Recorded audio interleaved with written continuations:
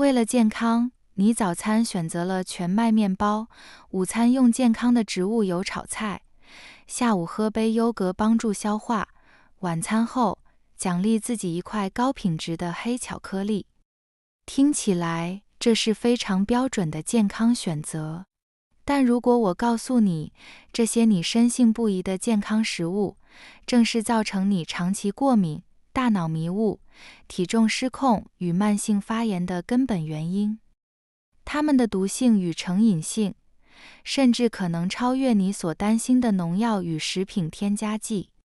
这不是危言耸听，这是一个关于认知框架的根本性错误。今天我们不谈论该增加什么超级食物，我们要提供一个根源排除的思维框架，帮助你识别并移除现代饮食中最关键的4种毒素。这个颠覆性的框架来自日本医学博士吉野敏明的著作《四毒》。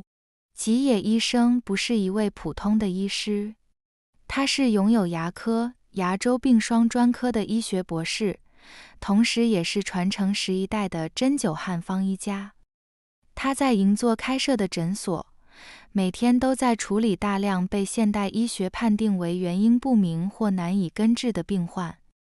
因此，这本书不是另一本饮食建议清单，它更像是一份身体操作手册，从历史、生物化学与大量临床证据出发，揭示了现代日本人乃至于许多亚洲人健康问题的底层逻辑。它将我们的视角从症状治疗拉到了根源排除。在我们深入拆解之前，必须进行一个重要的声明。接下来的内容是基于吉野医生的著作观点所做的知识分享。此书资讯仅供参考，如需医疗建议或诊断，请务必咨询你的主治医师或相关领域的专业人士。我们的目标是提供一个不同的思维视角，而非取代专业诊断。好的，在建立了这个前提之后，让我们开始拆解这个框架。我们将分3层推进。第一，重新识别真正的敌人，4毒的运作机制。第二，理解为何彻底戒断是唯一有效的策略。第三，掌握那套被历史验证过、最适合我们身体的饮食系统。让我们开始第一步。原则很简单，小麦、植物油、乳制品、甜食，这4毒对健康的危害远超农药与食品添加剂。它们的根本问题不在于加工程度，而在于其物质本性。这听起来违反直觉，让我们逐一拆解它的运作机制。首先，小麦，它的核心问题是麸质。作者指出，由于历史上不以小麦为主食，大约有80%的日本人基因上就对麸质不耐受。现代小麦经过品种改良，麸质含量更是大幅增加。当这些麸质进入体内，会干扰我们免疫系统一个叫做肿瘤坏死因子 TNF-α 的功能，直接引发或加剧各种自体免疫风暴。这就是为什么作者在书中直接断言，完全停止摄取小麦，以下疾病症状必定会改善：鼻炎、气喘、异位性皮肤炎、风湿性关节炎、帕金森氏症。这是一份极其惊人的清单。第二，植物油。你以为的健康植物油，在高温烹煮下极易氧化，进入体内后会被醛化，产生大量破坏细胞的物质，并加速身体的糖化反应，也就是我们常说的 ages， 让你的血管、皮肤、器官加速老化。书中提到，市面上常见的棕榈油因其致癌风险，在许多先进国家已被禁用，但在日本却是战略前3的食用油。这类油脂对神经系统的打击尤其严重，与忧郁症、失智症、自律神经失调直接相关。第三，乳制品。牛奶补钙的观念根深蒂固，但作者提出了强力的反证。牛奶中的胰岛素样生长因子 IGF 和高浓度的雌激素是强效的细胞增殖剂，这意味着它们不仅会加速正常细胞的生长，更会为癌细胞的疯长提供燃料。书中引用数据指出，每日饮用450毫升牛奶，乳癌风险增加 85%。同时，牛奶中的酪蛋白会转化为类鸦片物质外啡肽，让你不知不觉地上瘾。最后是甜食，这一点最为致命。作者引用研究指出，糖的成瘾性甚至超过古柯碱。它的机制是这样的：摄取糖，血糖飙升，大脑分泌多巴胺产生快感，胰岛素紧急出动，血糖骤降，身体疲劳，皮质醇飙升，大脑发出更强烈的信号：快，我需要更多糖。这是一个完美的恶性循环。你以为的压力大想吃甜食，其实正是被糖本身所操控的结果。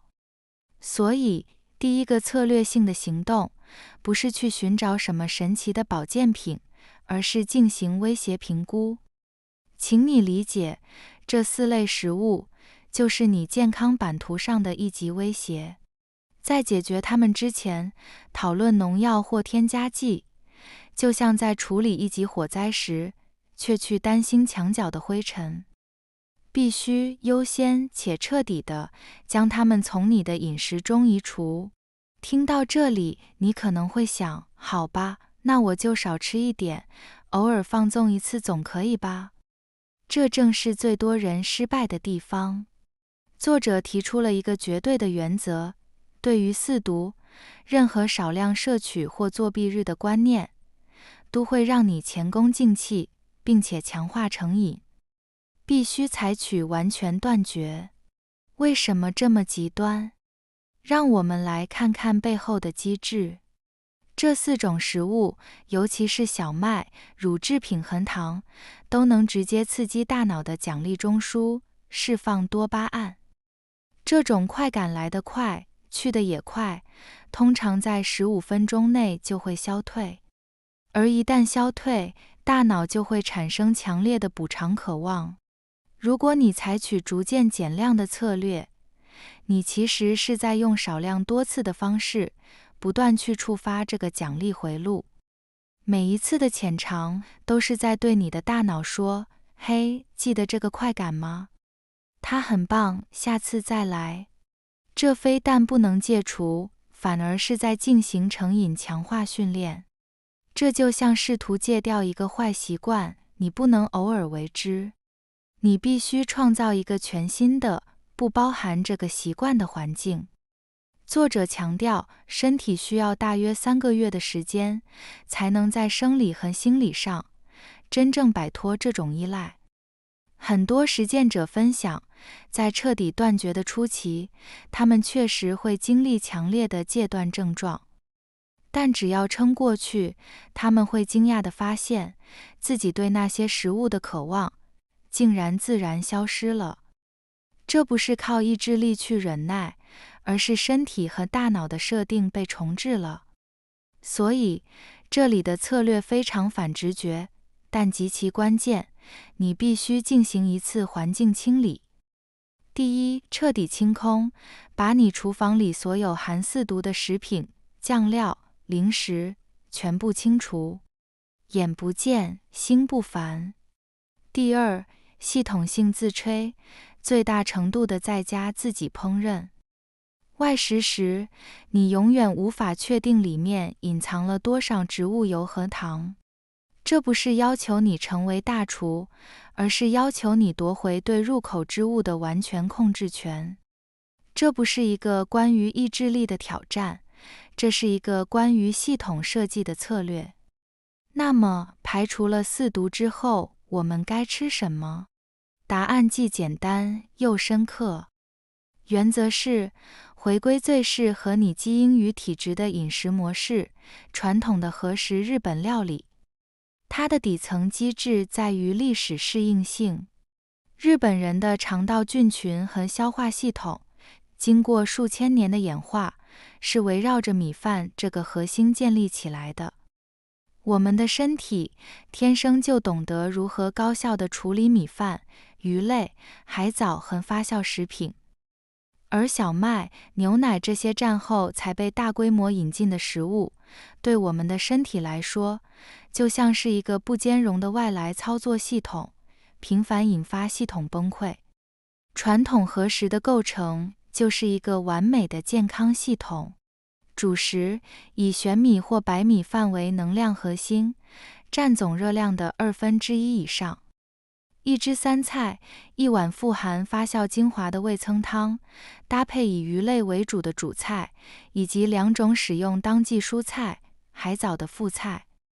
烹调智慧以煮、吹、蒸为主，几乎不使用有害的植物油。美味的关键来自于出汁，也就是高汤，它能引出食材本身最极致的鲜味，让你不再依赖过多的油和糖。但这里面还有一个被严重低估的关键，那就是咀嚼。作者建议每一口食物都应该咀嚼30到50次。这听起来很夸张，但它的机制是，充分咀嚼能极大化唾液中免疫球蛋白 A 的分泌，这是你口腔免疫的第一道防线。同时，它能向你的肠胃和大脑发送信号，促进消化酶分泌，并提前产生饱足感，从根本上杜绝过食。所以，这里的行动策略是建立一个以米为中心的饮食系统。第一，确立主食，将你的饮食金字塔重新调整为以米饭最好是糙米或杂谷米为地基。第二，拥抱传统食材，大量摄取当季的鱼类、海藻、发酵豆制品如味噌、纳豆，它们提供了身体所需的一切微量元素。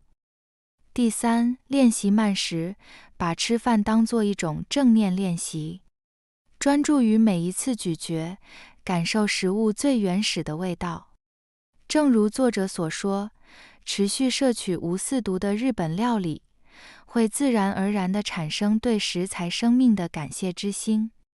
食欲这种欲望会被感谢之心所超越，这不仅是身体的转变，更是心灵层次的升级。让我们总结一下，今天我们介绍的不是一个普通的饮食法，而是一个强大的根源排除思维模型。它的核心是把你的视角从我该吃什么才能更健康，转移到一个更根本的问题，是什么从一开始就阻碍了我的健康？透过识别并彻底移除这4大毒素，再以符合你基因设定的传统饮食系统去替代，你不是在治疗疾病，你是在移除疾病得以存在的土壤。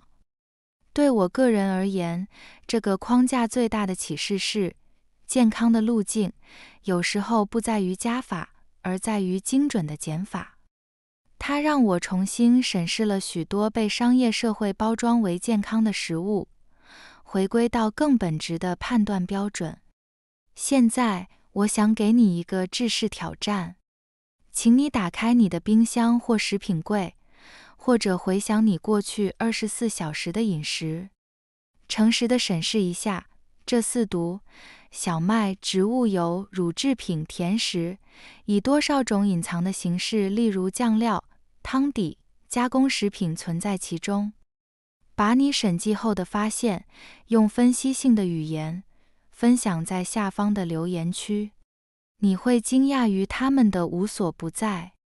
如果你想更深入地了解背后的科学原理和具体的执行细节，我强烈推荐你阅读吉野敏明医生的原著4毒。感谢你的时间，这里是核心知识。如果你认为这支影片为你提供了价值，请点赞并订阅，让我们一起建立更深刻的思维体系。我们下部影片见。